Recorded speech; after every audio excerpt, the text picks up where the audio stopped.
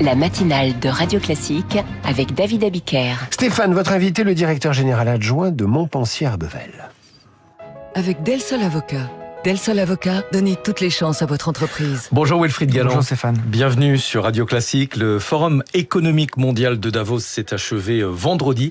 Il a, selon vous, été marqué par deux événements majeurs, et je ne parle pas des lunettes d'Emmanuel Macron. Non, c'est vrai, il y a eu deux événements effectivement très importants. Le premier, c'est une première dans l'histoire. Jamais un dîner de gala ne s'était terminé par une fin abrupte avec des invités qui, choqués par les propos, quittent la salle. Il n'y a pas eu de dessert. Exactement. C'est ce qui est arrivé lors du dîner ou après l'intervention de Ward Lutnick, le secrétaire d'État au commerce, tellement les propos étaient extrêmement virulents vis-à-vis de l'Europe, et Christine Lagarde a lancé le mouvement qui a généré beaucoup de commentaires justement sur le fait qu'il n'y avait même plus la possibilité de s'écouter entre Américains et Européens. Et l'autre événement majeur, ça n'est pas le discours de Donald Trump. Non, effectivement, c'est quelque chose qui arrive extrêmement rarement à Davos. En fait, il y a eu, dans ce monde très, très composé, très, très feutré de Davos, il y a eu dans l'histoire 3 standing ovations. La première standing ovation était pour Nelson Mandela, la deuxième standing ovation était en 2022 pour Volodymyr Zelensky, et la troisième a été pour le discours de Mark Carney cette année, ce fameux discours qui, justement, rebondissant sur les propos de Donald Trump autour de la nécessité de faire jouer la force lorsque c'était nécessaire, lui au contraire a dit: nous sommes des puissances moyennes qui sont menacées par des volontés hégémoniques, c'est à nous de créer un réseau d'alliances souple, modulable, en fonction des objectifs, qui nous permettent d'enserrer en fait ces hégémones dans un espèce de tissu, qui nous permettent à nous de manifester notre indépendance et notre souveraineté. Ne nous laissons pas faire. Soyons à l'offensive, soyons actifs, car nous ne sommes pas uniquement des spectateurs de l'histoire, et effectivement, ça a été extrêmement applaudi. Est-ce que la France est prête à accepter cette stratégie, accepter que nous sommes devenus une puissance moyenne et que nous avons maintenant besoin des autres pour avancer ? C'est véritablement la grande question. La France, historiquement, a toujours été extrêmement prudente en ce qui concerne l'ouverture internationale et les échanges internationaux. Dès le 19e siècle, on était la société globalement économique qui était la plus réticente aux traités de libre-échange.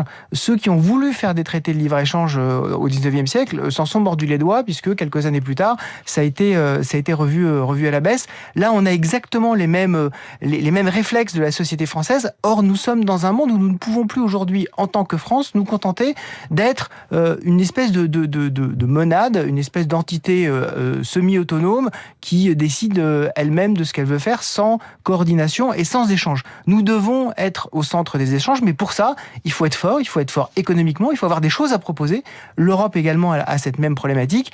L'Europe et la France, c'est un peu les mêmes problématiques. Comment est-ce qu'on est suffisamment puissant et suffisamment attractif pour créer un réseau d'alliances sans être dans un réseau de dépendance? Et les lignes sont visiblement en train de bouger. Après le Mercosur, il y a quelques jours, l'Union européenne serait proche d'un accord commercial historique avec l'Inde. On parle quand même de pratiquement un quart du PIB mondial dans une zone de libre-échange. Exactement. Et ce qui est intéressant dans cet accord, c'est que cet accord, il n'est pas général. C'est-à-dire cet accord, effectivement, pour reprendre l'objectif que donnait Mark Carney, il est véritablement très modulé en fonction des besoins des uns et des autres. Par exemple, il ne met pas du tout en cause l'agriculture indienne, ni l'agriculture française ou l'agriculture européenne. L'agriculture est à part. C'est assez rare dans un traité de libre-échange. Donc en fait, on définit un certain nombre de zones, un certain nombre de secteurs dans lesquels chacun a intérêt à s'ouvrir à l'autre. Et puis on essaie d'avancer de façon assez pragmatique. On verra quand même. On en est au début. On en est au début des discussions. Après, il va falloir quand même valider tout ça. On sait que en Europe, on a toujours, y compris d'ailleurs pour le Mercosur, on a toujours des surprises de dernière minute, donc restons prudents. Donald Trump, lui, essaye de torpiller cette stratégie d'alliance des puissances moyennes. Il a menacé ce week-end d'instaurer des droits de douane de 100% sur les produits en provenance du Canada si le pays continuait de négocier avec la Chine. Ça, c'est la nouvelle norme.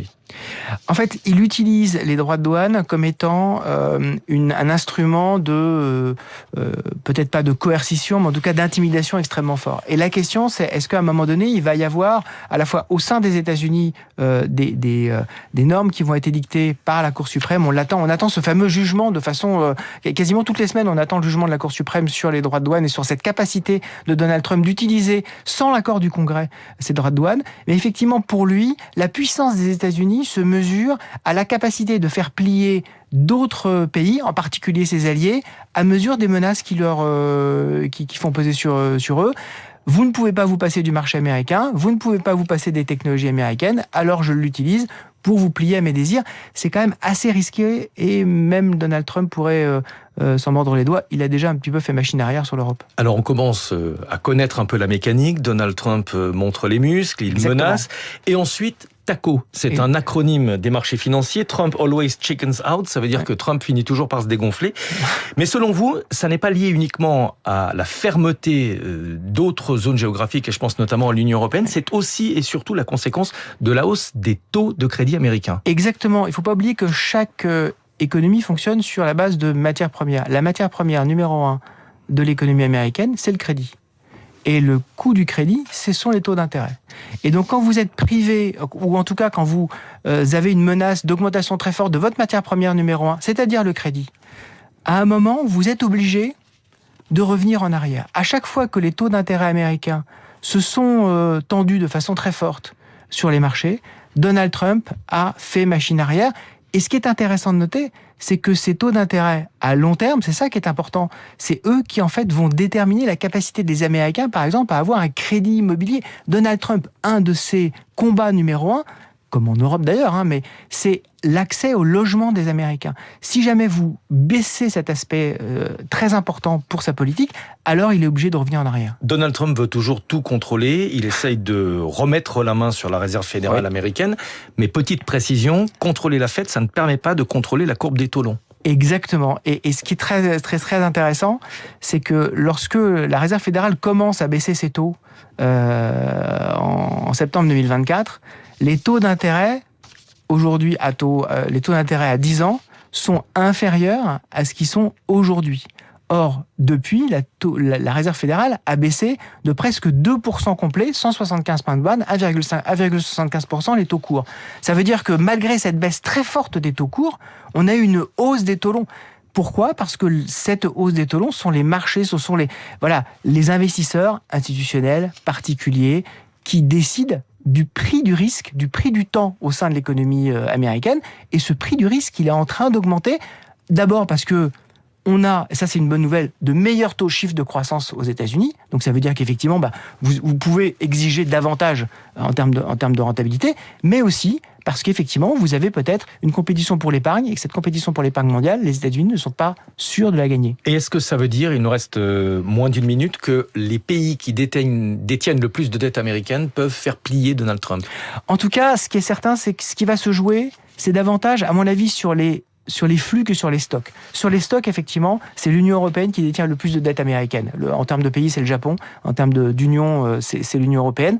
Ce qui est important, c'est de voir comment est-ce que les flux vont s'organiser. Si jamais on a moins de flux vers la dette américaine, ça veut dire qu'effectivement, vous commencez à avoir un léger étranglement. C'est quelque chose qu'on peut bien connaître, nous, en France. Peut-être que les États-Unis vont le connaître aussi. Et Trump, en tout cas, va regarder ça de façon très attentive. Merci beaucoup. Wilfried Galland, directeur général adjoint de Montpensier Arbevel. Merci à tous les deux. Stéphane, à demain 6h pour le tour de l'actualité économique. Tout de suite, Karine Dijoux et sa leçon de français. Juste après les coulisses de la politique, le budget adopté. Que devient la feuille de route du Premier ministre ? Pourra-t-il faire des réformes ? Réponse de Marcelo Vesfred dans un instant, Radio Classique.